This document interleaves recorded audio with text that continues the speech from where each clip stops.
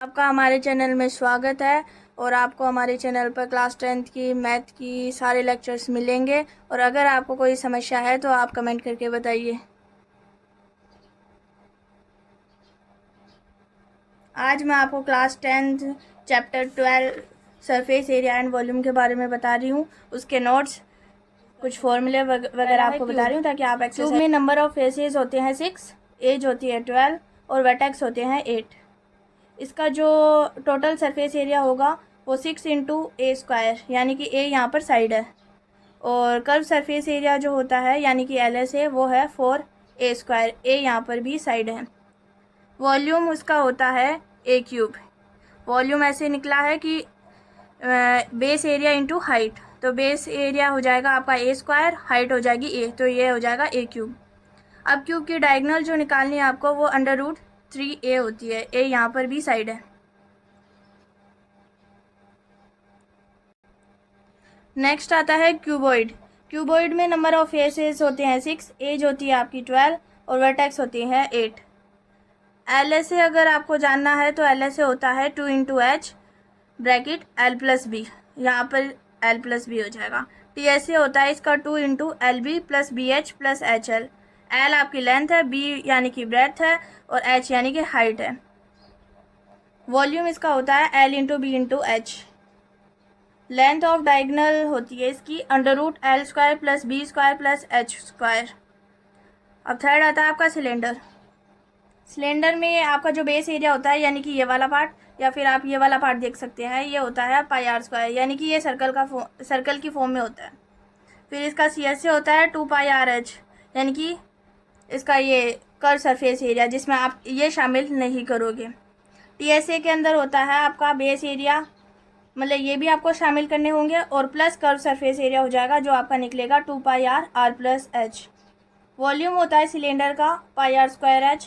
फिर आपका आता है होलो सिलेंडर, यानी कि खोखला सिलेंडर जिसके अंदर कुछ ना हो, उसका बेस एरिया होगा πR² माइनस r², यानी कि ये जो होलो सिलेंडर होता है इसकी जो आउटर जो रेडियस होगी वो R है, और जो अंदर वाली जो रेडियस होगी इसकी, ये वाली, वो होती है r, तो उसके अकॉर्डिंग ये फॉर्मूला है। फिर आता है CSA। CSA इसका निकलता है 2πRH bracket R plus r, CSA यानी कि कर्व सरफेस एरिया।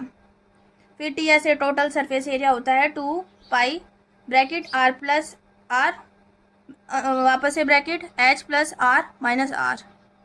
फिर इसका वॉल्यूम होता है होलो सिलेंडर का πH bracket R² minus r²। इसके बाद में आता है स्पेयर। स्पेयर का जो सरफेस एरिया होता है वो πr² होता है। अब चाहे वो टोटल सरफेस एरिया हो चाहे कर्व सरफेस एरिया हो, उसका दोनों ही πr² ही होता है, 4πr²। वो इसका वॉल्यूम होता है 4/3 πr³, जिसमें यहाँ पर r आपकी रेडियस है। इसके बाद में आता है हेमी स्पेयर, यानी कि स्पेयर को अभी आपको कट करना है 2 हाफ्स में, तो उसका कर्व सरफेस एरिया निकलेगा आपका 2πr², यानी कि आपको इसको 2 से डिवाइड करना है। और TSA इसका निकलता है 3πr², यानी कि ये वाला पार्ट जो कर्व सरफेस एरिया है प्लस इसका ये जो बेस एरिया आएगा πr², यानी कि 2πr² प्लस πr² बन गया है आपका 3πr²। फिर इसका वॉल्यूम आता है 2/3 πr³। इसके बाद में आता है आपकी स्पेरिकल शैक, यानी कि हेमीस्फीयर, जो आपका मतलब होलो हो, उसको आपका उसका वॉल्यूम निकलेगा 2/3 पाई ब्रैकेट R³ माइनस r³।